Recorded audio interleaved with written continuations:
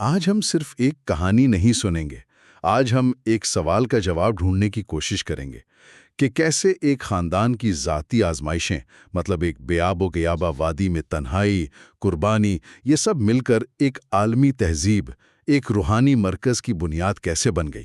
ہم بات کر رہے ہیں حضرت اسماعیل علیہ السلام کی۔ اور یہ سوال ہی میرے خیال میں اس پوری داستان کا اصل مرکز ہے۔ اکثر لوگ اسے صرف واقعات کی ایک لسٹ کے طور پر دیکھتے ہیں۔ ہجرت ہوئی، پھر زمزم کا چشمہ پھوٹا، قربانی ہوئی اور کعبہ بن گیا۔ لیکن جب ہم ان واقعات کے پیچھے کی نفسیات کو دیکھتے ہیں نا، تو یہ صرف ایک نبی کی کہانی نہیں رہتی۔ یہ تو انسانیت کے سفر کی کہانی بن جاتی ہے۔ بالکل، یہ کہانی بتاتی ہے کہ تاریخ کے بڑے منصوبے اکثر سب سے مایوس کن حالات میں شروع ہوتے ہیں۔ تو چلیں اسی آغاز سے شروع کرتے ہیں۔ حضرت ابراہیم علیہ السلام جو اب عمر کے اس حصے میں ہے جہاں اولاد کی امید کم ہو جاتی ہے، وہ دعا کرتے ہیں اور دعا قبول ہوتی ہے۔ انہیں ایک بردبار بیٹے کی خوشخبری دی جاتی ہے۔ جی، اور یہ لفظ حلیم یعنی بردبار بہت اہم ہے۔ یہ ایک طرح سے آگے آنے والے واقعات کی طرف اشارہ ہے۔ خوشی تو ملی، لیکن اس خوشی کے فوراً بعد ایک ایسا حکم آ گیا جو انسانی سمجھ سے بالکل بالاتر تھا۔ اپنی بیوی حضرت ہاجرہ اور اسی شیرخوار بیٹے کو عرب کی ایک وادی میں چھوڑ آنے کا حکم۔ اور وہ وادی کیسی؟ قرآن کہتا ہے وادی غیر ذی زر، یعنی ایسی جگہ جہاں گھاس کا ایک تنکا تک نہیں اگتا۔ اور یہی تو اصل نقطہ ہے۔ اگر انہیں کسی سرسبز جگہ چھوڑنے کا حکم ملتا تو شاید عقل کو کوئی سہارا مل جاتا کہ چلو گزارا ہو جائے گا، لیکن یہاں تو بقا کے تمام ظاہری اسباب ہی ختم کر دیے گئے ہیں۔ نہ پانی، نہ انسان، نہ سایہ۔ یہ اللہ کی طرف سے ایک عملی تربیت تھی کہ جب اسباب صفر ہوتے ہیں تب میرا کام شروع ہوتا ہے۔ مجھے وہ منظر ہمیشہ بہت متاثر کرتا ہے۔ جب حضرت ابراہیم انہیں چھوڑ کر پلٹتے ہیں اور حضرت ہاجرہ ان سے پوچھتی ہیں، وہ خاموش ہیں۔ آخرکار وہ پوچھتی ہیں، کیا یہ اللہ کا حکم ہے؟ تنتا وہ جواب تاریخ بدل دیتا ہے۔ وہ شکایت نہیں کرتی، کوئی سوال نہیں اٹھاتی، صرف ایک جملہ کہتی ہیں جو ایمان کی چٹان کی طرح مضبوط ہے، اذن لا یضیعنا، تو پھر وہ ہمیں ضائع نہیں کرے گا۔ کیا یقین ہے! مطلب یہ تو توکل کی انتہا ہے۔ جی، یہ صرف صبر نہیں ہے، یہ ایک فعال ایمان ہے کہ جس نے یہاں لانے کا حکم دیا ہے وہی حفاظت بھی کرے گا۔ یہ اپنی بقا کی ذمہ داری خود سے اٹھا کر اللہ کے حوالے کر دینے جیسا ہے۔ اور پھر امتحان شروع ہوتا ہے۔ پانی ختم ہو جاتا ہے، ماں کا دودھ خشک ہو جاتا ہے، بچہ پیاس سے تڑپ رہا ہے۔ اس لمحے میں حضرت ہاجرہ نے بیٹھ کر صرف معجزے کا انتظار نہیں کیا، وہ اٹھیں اور کوشش شروع کر دی۔ قریب کی صفا پہاڑی کی طرف دوڑیں۔ ہاں، یہ بہت اہم بات ہے۔ اللہ چاہتا تو وہ وہیں بیٹھے بیٹھے پانی نکال دیتا، لیکن ان کا صفا اور مروہ کے درمیان 7 بار دوڑنا یہ انسانی کوشش کی انتہا کو ظاہر کرتا ہے۔ توکل کا مطلب ہاتھ پر ہاتھ دھرے بیٹھنا نہیں ہوتا ہے نا، اس کا مطلب ہے کہ اپنی پوری کوشش کرو اور پھر نتیجہ اللہ پر چھوڑ دو۔ صحیح ہے۔ اور جب انسانی کوشش اپنی حد کو پہنچ گئی، تب اللہ کی رحمت حرکت میں آئی۔ وہ جب 7ویں چکر کے بعد واپس آتی ہیں تو دیکھتی ہیں کہ بچے کے قدموں تلے سے پانی کا چشمہ ابل رہا ہے۔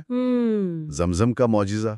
اور اس کے نام کی بھی ایک خوبصورت کہانی ہے کہ جب پانی تیزی سے نکلنے لگا تو انہوں نے اسے جمع کرنے کے لیے کہا زمزم، یعنی رک جا رک جا۔ واہ! دراصل یہ صرف ایک چشمہ نہیں تھا، یہ ایک تہذیب کا سنگ بنیاد تھا۔ پانی کی گرد ہی تو بستیاں آباد ہوتی ہیں نا۔ کچھ عرصے بعد وہاں سے بنو جرہم کا قبیلہ گزرا۔ انہوں نے پرندوں کو دیکھ کر اندازہ لگایا کہ یہاں پانی ہے۔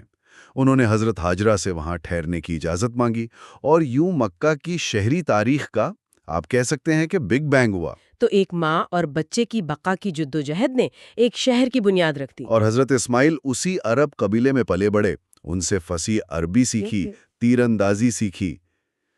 کئی سال بیت گئے، اب وہ ایک نوجوان ہیں اور حضرت ابراہیم ان سے ملنے واپس آتے ہیں۔ جی، اور اس ملاقات کے فوراً بعد ایک اور آزمائش، بلکہ شاید سب سے بڑی آزمائش سامنے آ جاتی ہے۔ حضرت ابراہیم خواب میں دیکھتے ہیں کہ وہ اپنے بیٹے کو ذبح کر رہے ہیں۔ اور انبیاء کے خواب تو وہی ہوتے ہیں۔ بالکل، جب یہ خواب بار بار آیا تو وہ سمجھ گئے کہ یہ اللہ کا حکم ہے۔ آپ سوچیں ذرا، پہلے گھر چھوڑا، پھر بیوی بچے کو چھوڑا، اور اب جس بیٹے کے لیے اتنی دعائیں مانگی تھیں اسی کو اپنے ہاتھ سے قربان کرنے کا حکم۔ یہاں ایک بہت بہت گہری بات ہے۔ حضرت ابراہیم سیدھا حکم نہیں دیتے کہ چلو اللہ کا حکم ہے، وہ اپنے بیٹے سے پوچھتے ہیں، اے میرے بیٹے، میں خواب میں دیکھتا ہوں کہ میں تمہیں ذبح کر رہا ہوں، تمہاری کیا رائے؟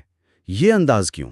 یہ اس پورے واقعے کا سب سے اہم نفسیاتی پہلو ہے۔ یہ سوال ظاہر کرتا ہے کہ یہ قربانی صرف حضرت ابراہیم کی طرف سے نہیں تھی، اس میں حضرت اسماعیل کی بھی برابر کی شرکت مطلوب تھی۔ یہ ایک جبری عمل نہیں بلکہ ایک شعوری انتخاب بننے والا تھا۔ پوچھ کر انہوں نے اسے اطاعت سے بڑھا کر تسلیم و رضا کے درجے پر پہنچا دیا۔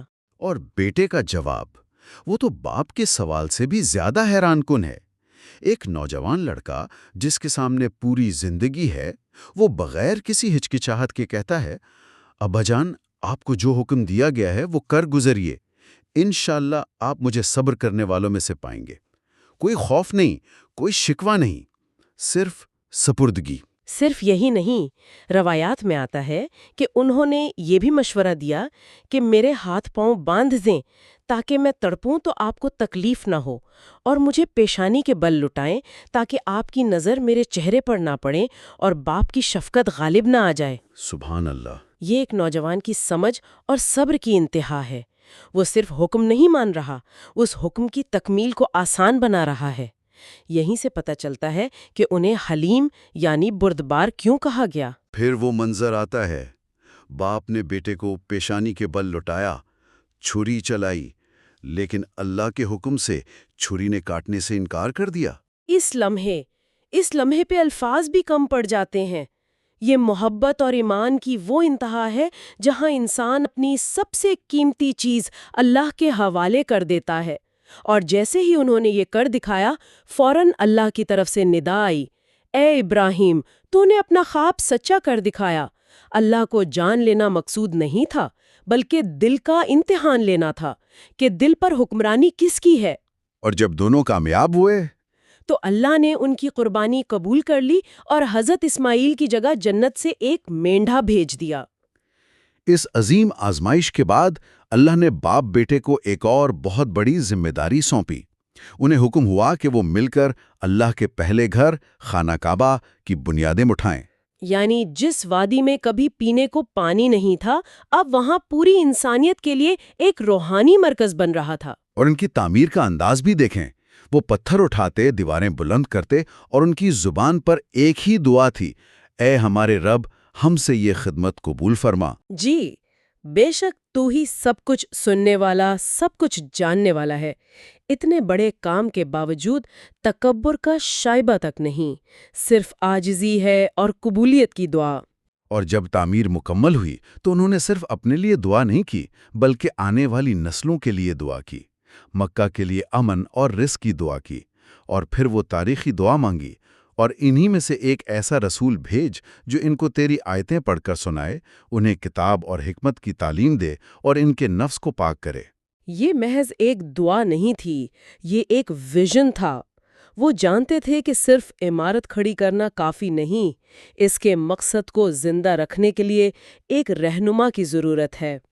اور پھر صدیوں بعد اسی شہر اور حضرت اسماعیل کی نسل سے آخری نبی حضرت محمد صلی اللہ علیہ وآلہ وسلم کی بعثت کے ذریعے یہ دعا حرف بحرف پوری ہوئی۔ کعبہ کی تعمیر کے بعد حضرت اسماعیل علیہ السلام مکہ کے امام بنے۔ انہوں نے لوگوں کو توحید، نماز اور قربانی کی تعلیم دی۔ قرآن نے ان کی ایک خاص صفت کا ذکر کیا ہے، وہ وعدے کے سچے تھے۔ بالکل، اپنے والد سے کیا گیا صبر کا وعدہ نبھایا اور اللہ سے کیا گیا بندگی کا وعدہ پوری زندگی کے عمل سے سچا کر دکھایا۔ ان کی میراث صرف کعبہ کی عمارت نہیں ہے، ان کی اصل میراث وہ اصول ہیں: اللہ کے حکم کے سامنے سر جھکانا، وعدوں کی پاسداری اور زندگی کو ایک بڑے مقصد کے لیے وقف کر دینا۔ تو اگر ہم اس پوری گفتگو کو سمیٹیں تو یہ نظر آتا ہے کہ حضرت اسماعیل کی زندگی کا ہر واقعہ اگلے واقعے کی بنیاد بن رہا تھا۔ جی، ایک زنجیر کی کڑیوں کی طرح۔ بے آب و گیا وادی میں چھوڑا جانا زمزم اور مکہ کی بنیاد بنا۔ قربانی کے امتحان میں کامیابی نے انہیں خانہ کعبہ کی تعمیر کر اہل بنایا۔ اور خانہ کعبہ کی تعمیر نے مستقبل میں آخری نبی کی بعثت کی راہ ہموار کی۔ آپ نے بہت خوبصورتی سے اس کا خلاصہ کیا۔ ہر آزمائش ایک انعام کا پیش خیمہ تھی، اور ہر انعام ایک نئی ذمہ داری کا آغاز۔ ان کی زندگی ہمیں سکھاتی ہے کہ ایمان صرف مان لینے کا نام نہیں، بلکہ اللہ کے منصوبے پر بھروسہ کرتے ہوئے مشکل ترین حالات سے گزر جانے کا نام ہے۔ اور یہ کہانی واقعی یہ ثابت کرتی ہے کہ جب یقین کامل ہو تو صحراؤں کے بیچ سے بھی تہذیبوں کے چشمے پھوٹ سکتے ہیں۔